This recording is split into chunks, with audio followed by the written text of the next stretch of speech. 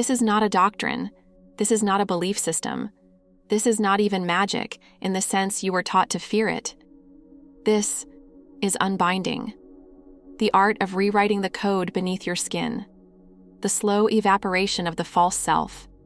This is Chaos Magick.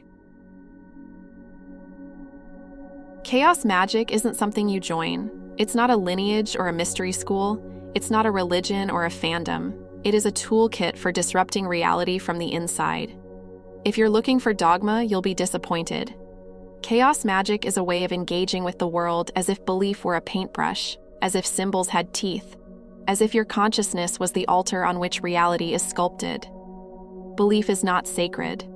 Belief is plastic. Belief is clay. In Chaos Magick, you use belief the way a trickster uses disguise, temporarily, tactically, with full awareness that you are not the mask you wear. Let's trace the fractal lineage. In the early 20th century, artist and sorcerer Austin Osman Spare broke away from the ceremonial magicians of his day. He drew his spells instead of chanting them. He rejected hierarchy. He taught sigil magic, compressing intent into a symbol, launching it through altered states, and forgetting it.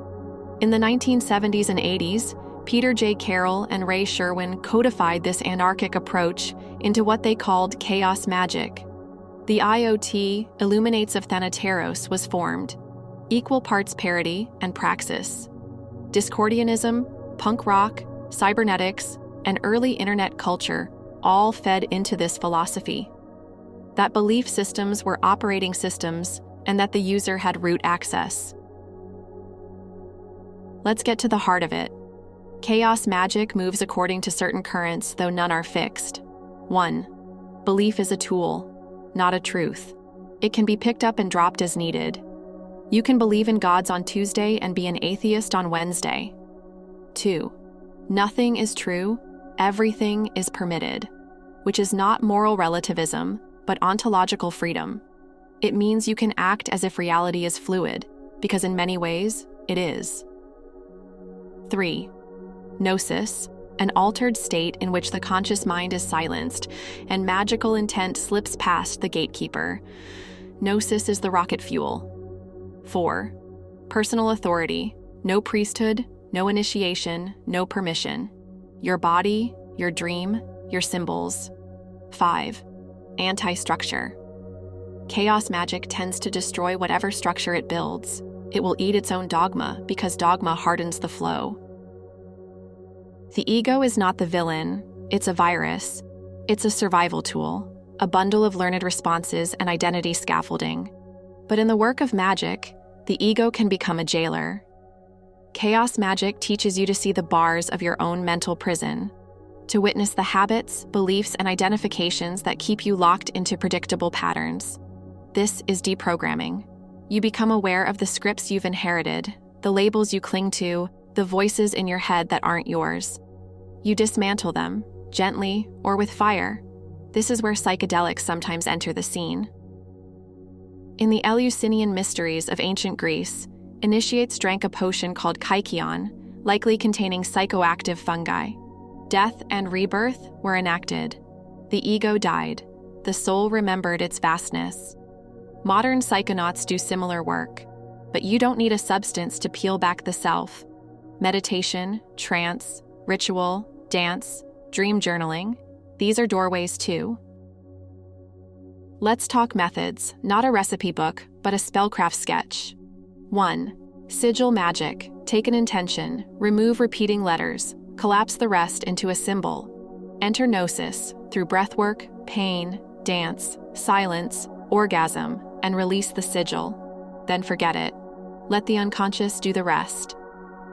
2. Servitors. Construct thought forms with specific jobs. Feed them, program them, dismiss them. 3. Myth crafting. Write your own pantheon.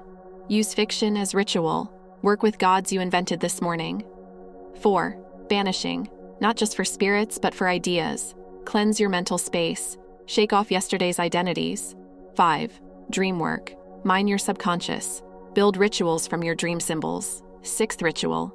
Anything can be ritual. Brushing your teeth with intent. Scribbling sigils in steam. The sacred hides in repetition. You don't need a robe, you don't need a name, you don't need to know what you're doing. Begin by watching the way you believe things. Begin by noticing when you feel trapped in yourself. Make a sigil, light a candle, write a poem that makes no sense and bury it under the moon. Build an altar to contradiction. Put a Jesus candle next to a rubber duck. Honor the absurd. Document your experiments, not to prove they worked, but to notice how you change. The only requirement for Chaos Magick is curiosity. Your first act of magic might be forgetting this video entirely. Chaos Magick is a practice of flow, of destruction and renewal, of burning down the walls between the self and the all. It doesn't ask you to believe, it asks you to play. This is the first offering in the Chaos Magick 101 playlist. Watch if you like. Don't if you don't. You are the system. You are the virus in it. What happens next is yours.